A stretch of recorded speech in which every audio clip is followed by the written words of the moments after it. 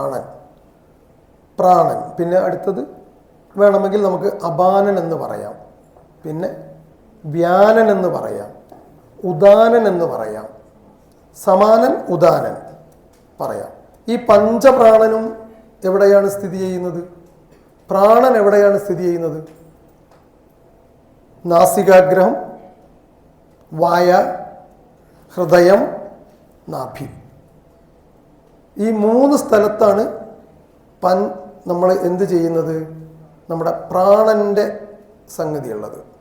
നിങ്ങൾക്ക് മെഡിറ്റേഷനിലേക്ക് ഞാൻ വരാം, അപ്പോൾ ഇത് പഠിക്കാതെ നിങ്ങൾക്ക് പറ്റില്ല എന്നുള്ളത് കൊണ്ടാണ്. ഇതുകൊണ്ടാണ് ഞാൻ പറഞ്ഞ ഇന്നത്തെ വിഷയം എന്തായാലും നമ്മുടെ അതീന്ദ്രിയം എന്നൊക്കെ പറയുന്ന ആളുകൾ പറയുന്ന അതീന്ദ്രിയം എന്താണെന്ന് ഞാൻ പറഞ്ഞുതരാം ഇത് പറഞ്ഞിട്ട്. അടുത്തത് നിങ്ങൾ പ്രാണൻ കഴിഞ്ഞിട്ട് അപാനൻ.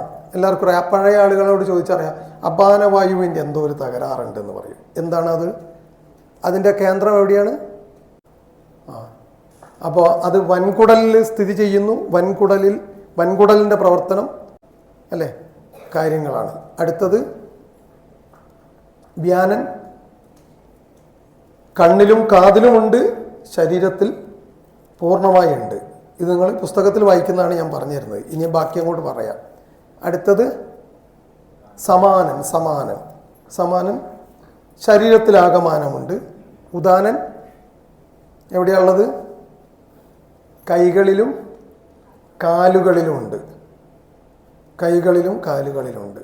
അത് കഴിഞ്ഞിട്ട് പിന്നെ ഒരു 5 പ്രാണൻ വേറെ ഉണ്ടോ?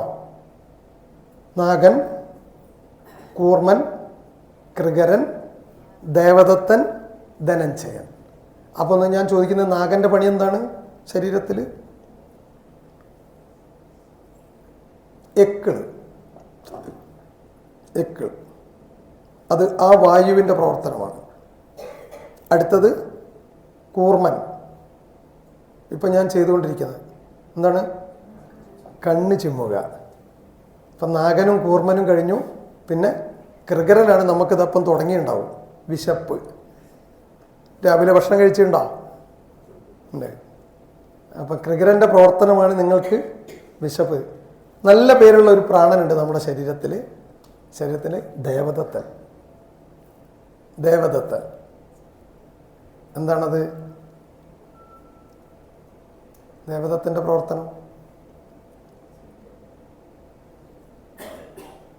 ധനഞ്ജയനുണ്ട്. ധനഞ്ജയന് നിങ്ങൾ കേട്ടിട്ടുണ്ടല്ലോ. എന്താ പ്രവർത്തനം? ദേവദത്തൻ്റെ പ്രവർത്തനം എന്താണ്? പറയ്.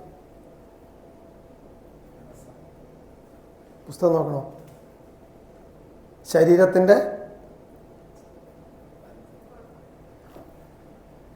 ദേവദത്തന് ഉറക്കമുണ്ട്. ശരീരത്തിൻ്റെ എല്ലാ ക്ഷീണിതമായ ഭാഗങ്ങളും നമുക്ക് അതാണ് ഉറക്കത്തിൻ്റെ അപ്പുറത്ത്. അത് ഉറക്കത്തിലെ ഒരു പുസ്തകത്തിൽ എഴുതി വെച്ചിട്ടുണ്ട്. ശരീരത്തിൻ്റെ മൊത്തം ക്ഷീണം, നമ്മൾ പറയില്ലേ വല്ലാത്തൊരു ക്ഷീണം എന്ന്, അത് അവൻ്റെ പ്രവർത്തനം. ധനഞ്ജയൻ്റെ പ്രവർത്തനമാണ് ശരീരനാശം. ശരീരത്തെ നമ്മൾ മരിച്ചു കഴിഞ്ഞാൽ പൂർണ്ണമായി നിങ്ങൾക്ക് പുഴുവരിച്ച് ശരീരനാശം സംഭവിക്കണമല്ലോ. അല്ലെങ്കിൽ നമ്മൾ ഇങ്ങനെ തന്നെ കിടക്കില്ലേ? മമ്മി, ഈജിപ്തിലെ പിരമിഡ് കണ്ടിട്ടില്ലേ? അതുപോലെ നമ്മളൊക്കെ കിടക്കും. ഇതാണ് അതിൻ്റെ ഭാഗം.